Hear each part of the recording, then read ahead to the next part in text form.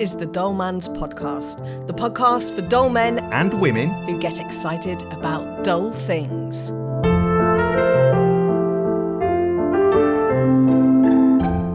So welcome to another edition of the Dull Man's Podcast. I'm Dave Harris. I'm Faye Hatcher. And I'm still Demitris Deech. Yes, and you're still an award-worthy comedian. Yeah, no, I don't know, maybe I'm on a downward spiral that I've moved away from being award-worthy now. I'm not even a nominee. We've got a very exciting Dull show lined up for you. I'm going to be talking about another Dull Man's Paradise, Dull Man and Women's Paradise, and that is the Imperial War Museum at Duxford. Ooh! Yes, and I'll explain more later. New to me, that one. Faye, what are you going to talk to us about? I'm going to be talking about counting today. Oh, counting? Yes. Well, that could be a fairly wide subject. Yeah, Any indeed. particular aspect of counting? Carrying out household duties. And counting while you do it? Yeah. Oh, okay, that sounds very dull. Thank you. We knew it. It's a compliment. And Deech, what are you bringing to the table? Well, we're furniture shopping at the moment, me and my better half, and there is nothing more dull from my point of view than being in a furniture shop. Oh, so we're going to talk about furniture. Yeah, I'm usually stood guarding the handbag. All right. Well, I'm sure we'll make furniture as interesting as we can for you, Deech. We'll give it a go.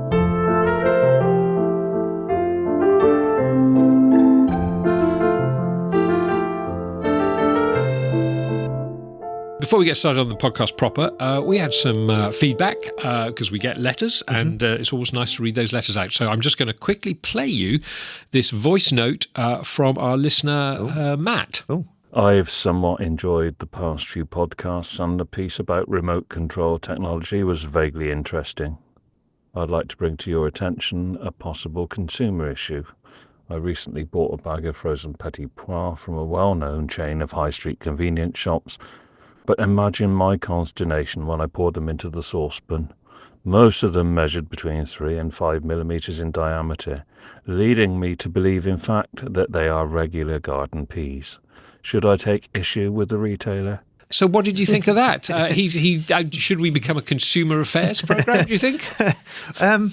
Well, he raises a point, and it's a point. Do you know what?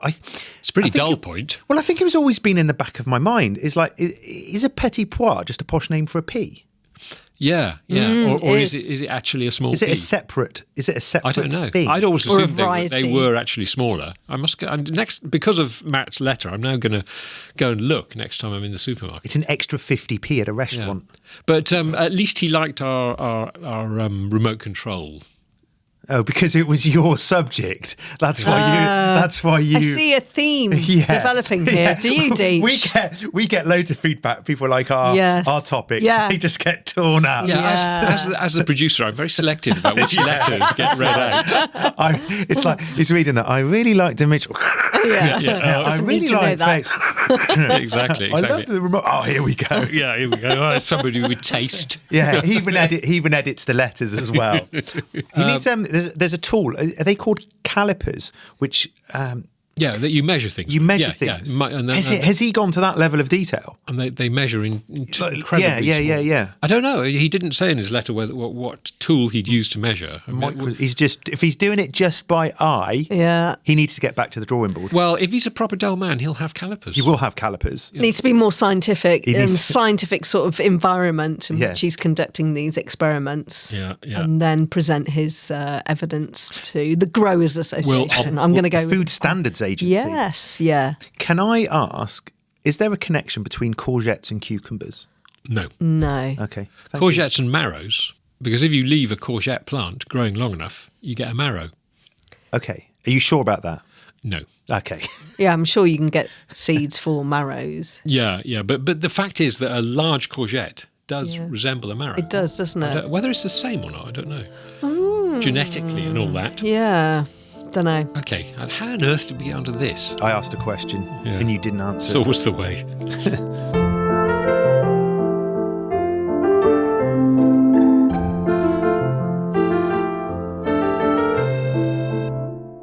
Dave, I saw a promo video. You go to the ends of the earth to make the promo videos for this fantastic podcast.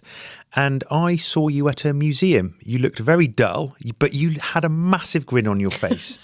I was very happy indeed. The museum in question was the Imperial War Museum at Duxford, which is, as I said in that promo, is a wonderful place. One of my favourite places, and an absolute heaven for dull men and women everywhere, because it's just packed full of such interesting stuff. For dull Like people. what? I've never been. Well, it's an old airfield. Duxford. Where is it? It's in Cambridgeshire. Oh, wow. So it's about 10 miles south of Cambridge Right. itself, on the M11, very easy to get to. And it is... It's not easy to get to because it's all cross country. If I've you seen live it. in Cambridge, Yeah, it's easy it to get is. to. Depends where you... You can't get a train as in there. whether it's You easy to can't get get a to. train from Gloucestershire to... I've heard that the residents of the suburbs of Cape Town in South Africa have complained that it's quite a long way for them. And we do have a listener in Malay. Right. Well, it would be tricky for them, I agree. But Yeah. once you're in London, if they flew into London, then it's Yes. M25, M11, you're there. Right, okay. I really didn't mean You've to got to talk take the about car how there. to You've get got to this well, place. it's important if we're going to give this I information want out to tell you listeners. about it. Yeah. Duxford is an aerodrome, okay, an old-fashioned aerodrome. It was a First World War aerodrome, and during 1917, the Royal Flying Corps were there, and it was one of their new airfields where they trained their air crew. And they were the predecessor of the RAF? That's right. Yeah. Yes, they the antecedent. So the RAF was born out of them. So when the Second World War came along, obviously there was a huge need for air power and all that sort of thing. So aerodromes like Duxford became very, very important. In 1938, RAF Duxford's number 19 squadron was based there, and it was equipped with what was then the brand new Spitfire. Oh. The Supermarine Spitfire, which everybody's heard of course. And they were flown out of Duxford in August 1938. And then throughout the war, they took part in the Battle of Britain, and they were defending bombers and all sorts of things. So Duxford became very important as a base for these Spitfires, very much part of that. And they've got a really interesting thing there, actually, which is part of sort of Battle of Britain Museum, I think. It's like a sort of fighter command. And they've got this big room, and you kind of go in and you stand on this gallery and you Like watch. what you see in the films? Yeah, it's a bit like that. And they've got the table, with the sort of map of Britain and France, and you see them push, where they push the planes Yeah. and the ships around with a long pole and all that sort of thing. So they've got all that, and you see all that. And then things on the wall saying how many fighters are in the air and all that. And then they do this very clever thing where they show, they run an audio tape of actors reading out actual logs and things like that. So and some of these are actual I'm not sure if they're actual recordings, but they're recordings of written logs and written accounts of these battles and this one particular battle. And they shine lights on different parts of the room so that and they've got labels about who would be sitting at that seat. Yeah. So you know who's talking and when it's the fighter pilot over the radio. And it's really exciting, and you really get drawn into this battle, as they're sort of trying to. So it's like in real time? Yes, done in real time. So okay. It runs for 5-10 minutes, twice an hour or something like that. Yeah. So you go in and it starts, and it was really well done. I really liked it. It's not particularly high tech, but it works very well. Yeah. One of the really fascinating things about Duxford is it became a very important base for the Americans during the Second World War as well.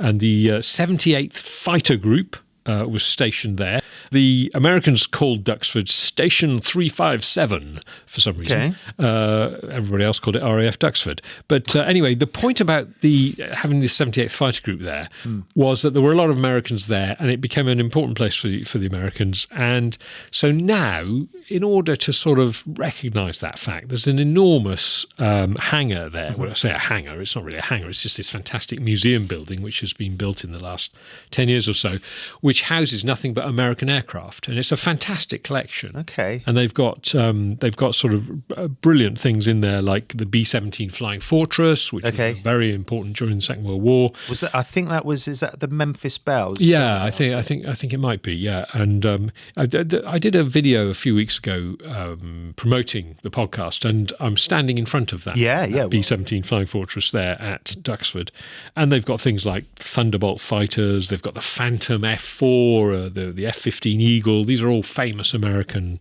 planes. Yeah. And then they've got this really enormous plane, which is the centerpiece of this hangar, this display, called the B-52 Stratofortress. And now that was a bomber that was designed by Boeing, and the last one was built in about 1962. But the amazing thing is they're still flying to this day. So the ones built in 1962 and before are still in the air? There's still, some of them are still in the air, and they've been modified many, many, many times. So they've got different engines, they've got different avionics, they've got they've been updated. So it's a bit like Trigger's broom and only fools and horses. It's got a new handle and a new head. Exactly. So is it the same broom? Yeah. But yeah, so the basic airframe is the same, but I think more or less everything inside has been changed. But it's an enormous aircraft. It's got 8 jet engines on the wings, 4 on each wing. So it just looks extraordinarily impressive when you see it. The wings are huge. They're huge. Yeah. And the wings were so big that they had to put wheels on the ends of the wings, because when it was fully fueled, because the fuel tanks were in the wings, so much. The wings dipped so much, so to stop them scraping on the ground during takeoff, they put little wheels on them. So you see these wheels, which normally are off the ground, but when it's full of fuel and taking off, they're Oh, okay. So in full flight, they had the wheels in, or did they? Oh, well, I don't. To be honest, I can't remember. No. I mean, I imagine the main wheels would be an undercarriage which would fold away. But Now, you mentioned that when the Americans were there in World War II, they gave it their own name. It was the... Yes, they called it Station 357. The Americans used it as a base for these fighters, which accompanied the bombers, the B-17 Flying Fortresses, on their daylight raids, which incidentally were horrendously dangerous for the air crews. Many American pilots and aircrew lost their lives, and there's a massive cemetery up near Cambridge, American Cemetery, which where a lot of these people, these very brave people, are buried and commemorated. A very nice place, actually, very, very interesting place to visit. So, but Duxford is now, obviously, the Imperial War Museum took it over. It stopped being an RAF base in about 61. And then eventually the Imperial War Museum started using it for storage. And then eventually they decided it would make they'd had too many things to display at their place in London off the Lambeth Road. So they decided to make it into a sort of aircraft display place. Okay. And They utilised it. yeah, they utilised it, and they built these fantastic new buildings which are huge and display all these aircraft. And it's not just military aircraft, there are civil aircraft. So Concorde is there. Oh, beautiful. But when I say Concorde, I don't mean, there are Concordes around the world in various places. There's one in Bristol, there's one up in Scotland, I think there's one over in the States. But this is the original Concorde. It's the one they built to test the concept. Wow, the first one in the air. It's the prototype. And it's extraordinary, and it's decorated with the logos of the British Aircraft Corporation and Aerospatiale France, which were the two companies were building it together. And it's really interesting, and you can walk through it. There's a sort of walkway, you can go in it. Oh, so you can go inside. You go inside it, and it's not full of passenger seats, as you'd expect a normal aircraft to be. It's full of testing equipment, so racks and racks of equipment with seats next to them where the scientist or the engineer would sit and measure things as they were flying. So this one was built, but it was never used to carry passengers? It was never used for passengers. It was used to make sure that this thing worked and that they could fly at supersonic speeds. And its history, did it leave out of Duxford? No, I don't think so. I think I don't know where the testing was done, to be honest. I'm not sure the answer. I think a lot of that was in Bristol, actually. Well, certainly actually built in Bristol. Certainly parts of it were, and in was it Toulouse in France? But anyway, But regardless, this was the original, and it's fascinating seeing it, and seeing the technology that was used, because obviously this was a long time ago, and so the technology has changed a lot. It's not stuffed full of computers as it would be today. There's a lot of gauges and dials and measurements, but it's all very analog. Yeah. But it's fascinating. So the Concorde was a real highlight for me. But they've got things like a Vulcan bomber there, which is a very impressive looking thing. Yeah. They've got loads of Spitfires and Hurricanes. They've got a Comet, which was the original jet airliner. The first jet airliner, I think, that existed. It's a BOAC Comet, which is the British Overseas Aircraft Corporation or Airline Corporation, something like that. And BOAC combined with another company called BEA, and they became British Airways. Mm-hmm. So it's funny. There's sort of a bit of history there. And they've also got a plane there that I wish Sarah was here to talk about, because it's a plane called a Lysander, and it features in Sarah's book, The Lost Song of Paris. And they've got one there. So having read the book, it was fascinating to see the actual plane. And there's a land warfare museum there. There's an air and sea thing where they've got lots of helicopters. And Sounds huge. It is huge. It's enormous. It takes, to walk from one end to the other, it takes 20, 25 minutes. Oh, my word. It's like Alton Towers. It's huge. Yeah, it's massive. It's an airfield, It's like, and you can still fly from there. Right. So that they do at certain times of year, they do pleasure flights. You can pay to go up in a Spitfire. So you're in your dull heaven there. Oh, absolutely. Yeah, dull heaven. And is it just sort of full of dull men like yourself? Dull men and women. Yeah. Oh, okay. I think there are plenty of women who love this stuff. Obviously there are some who are just partners being dragged around, and lots of children, and they have play areas for the children and stuff. But I think children generally are quite impressed by these big mechanical things, and I suppose the reason I love it is just because it's seeing all this. It's the human stories behind it, as much as anything. Yeah. It's those stories. It's when you read the logbooks and the diaries of the pilots and the engineers and the mechanics that were working there during the war, for example, and you realise, the incredible things that they were going through and the risks they were taking, and the life expectancy was so short for those pilots and those aircrew, and it's frankly incredible. Yeah. So I would recommend it for dull men and women everywhere. The Imperial War Museum at Duxford.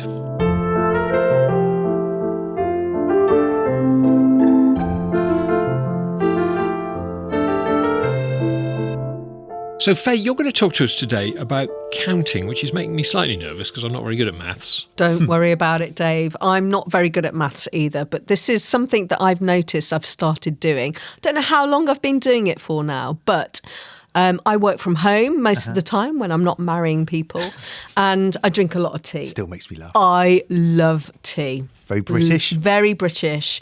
So the kettle's always on. And what I've noticed me doing is counting up to 10 when I'm filling the kettle with water from the tap. And you have to get to 10 before you stop. Yes, yeah. So 9, it's still going until you get to 10. It has to be 10, yeah. I don't know why. Do you think you subconsciously adjust the rate of the water to make sure that it doesn't overflow before you get to 10? Well, our water pressure is very low, so you can be going for 2, 3 and nothing's really happened. So 10, I know it sounds a lot. You're filling the kettle. If you've got low water pressure, it takes quite a lot of water to get to 10, doesn't it?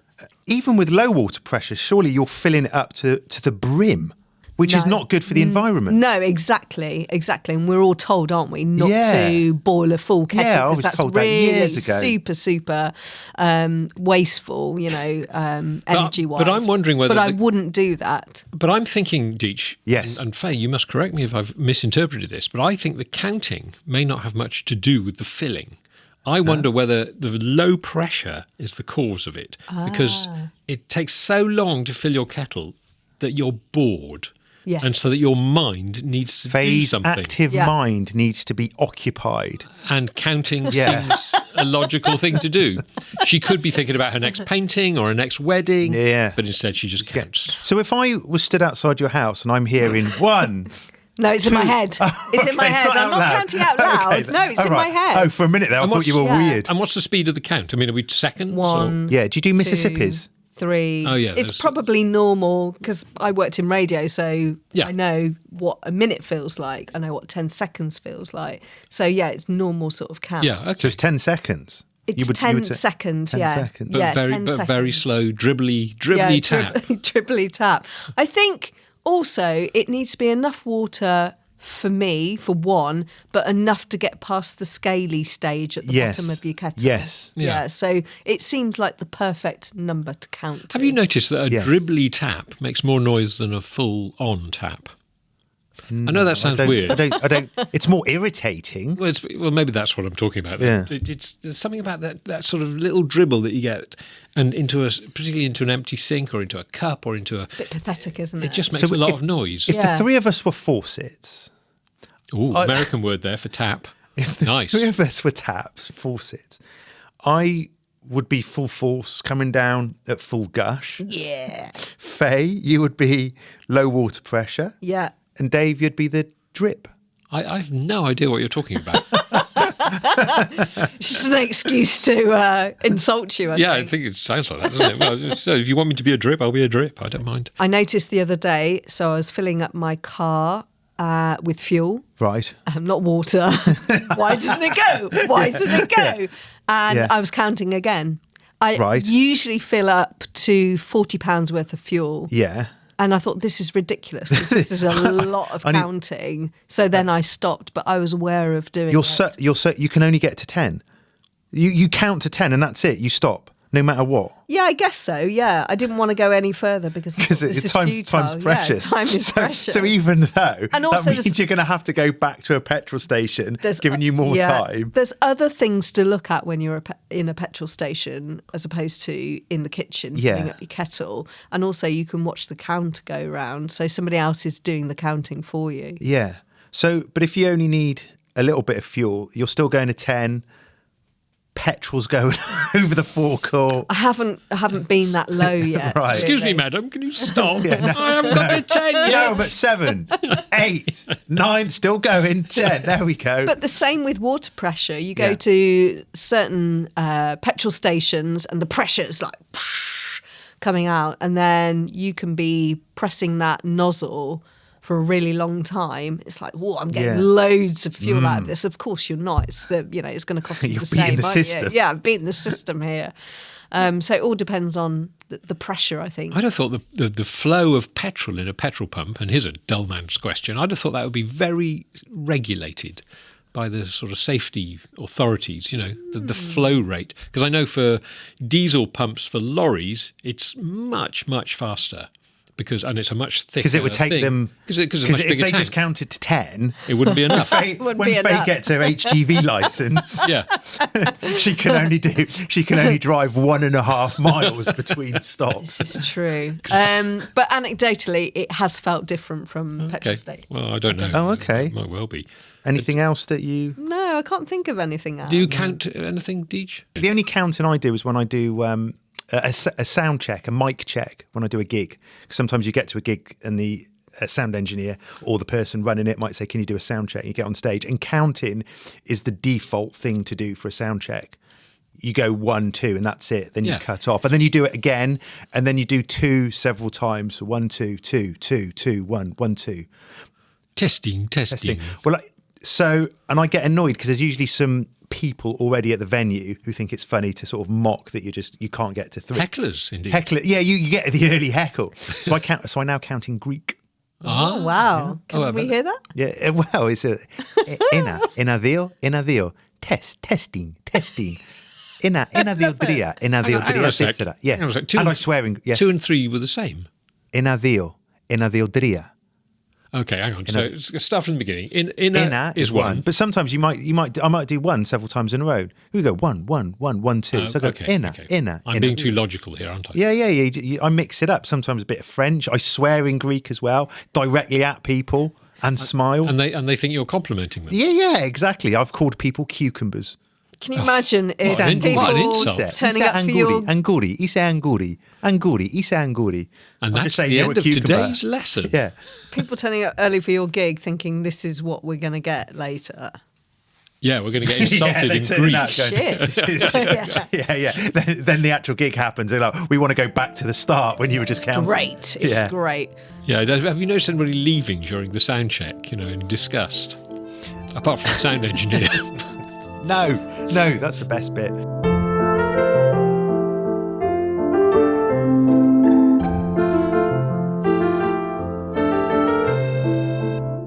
Deech, I know you've had a lot of work done at your house recently. Does this mean you're going to get new things, new shiny things to put in your new shiny house? We're at the filling up stage now. Yeah. So we're at the buying stage. So I'm being, let's say, dragged around furniture stores. Love it, really. Well, I'm at the stage now where I'm like, yeah, whatever. I just want a chair to sit on. 'Cause Yeah. we're eating off laps, and I don't like eating off my lap. So I'm going around furniture shops, but there's a dull side. It's a dull thing to do, but there's a dull side of it as well for a dull man. Dave, you were talking about going to the Imperial War Museum. I went to a furniture shop yesterday, and there was a table, which I'll say was £12,000 for a dining table. It's quite a lot of money. It's a deposit on a house, small house, but it's a deposit on a house. And it was glass, but the underneath had part of an engine of a Tornado aeroplane. Wow. Oh, that is pretty cool. Yeah, they said it was a Tornado aeroplane. Could be like a tractor engine, four-liner. I wouldn't know, but it was clean and sort of shined up, and it had like serial numbers on it. It's a talking point at your dinner party. That's Yeah, why it is. you need it. Yeah. I say, Deech, is that a tornado engine under your table? As a matter of fact, it is. By the way, that's not the one we chose. But I was there. You went for the Spitfire engine, didn't you? That's right, yeah. Don't be silly. So yeah, my wife's looking around at all these tables. She goes, well, which one do you like? Is there any chance we could get this one?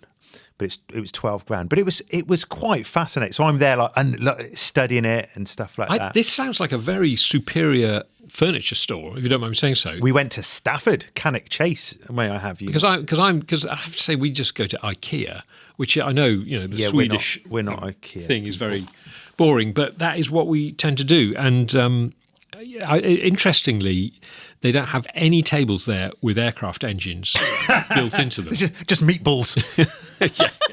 Swedish meatballs with every table.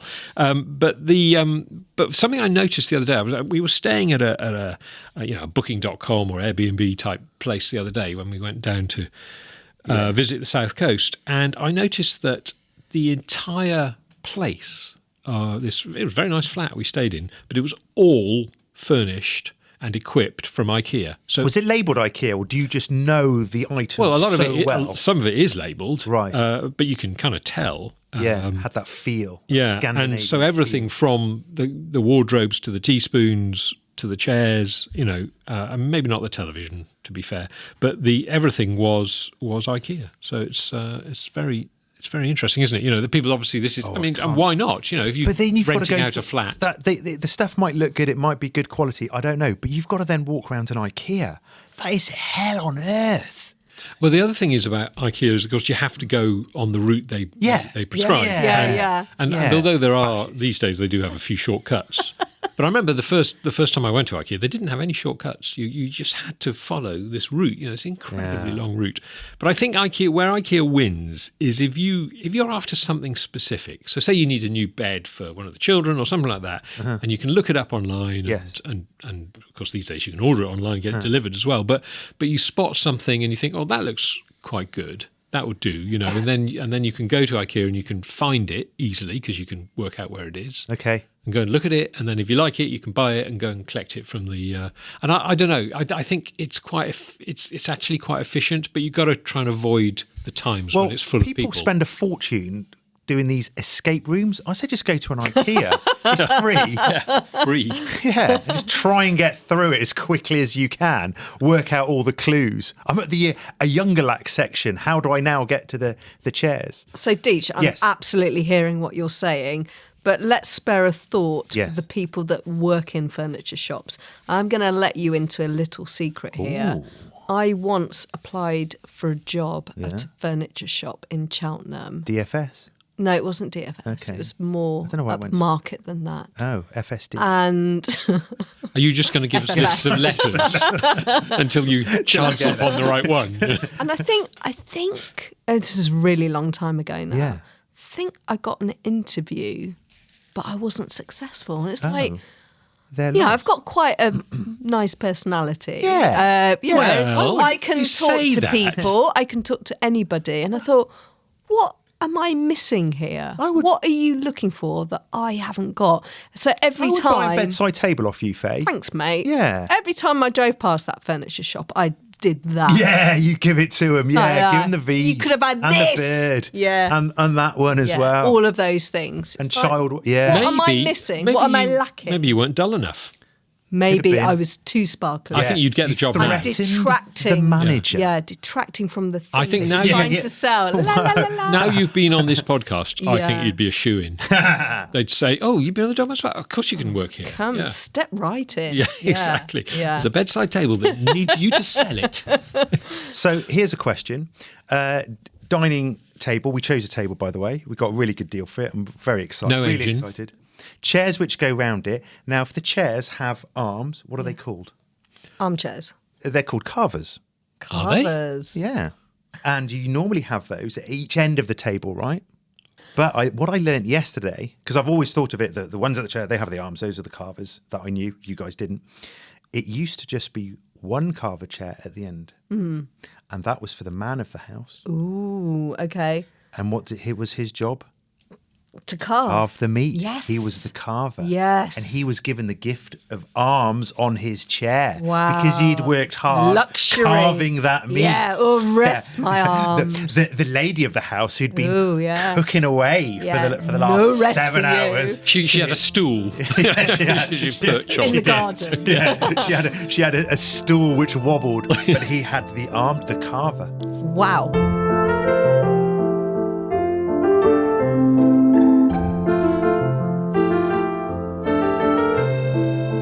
Well, that's all we have time for today. Thank you so much for listening.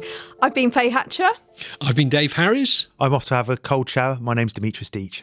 And thank you for listening. And please share and like and do all those things so that we can get lots and lots of lovely listeners like you.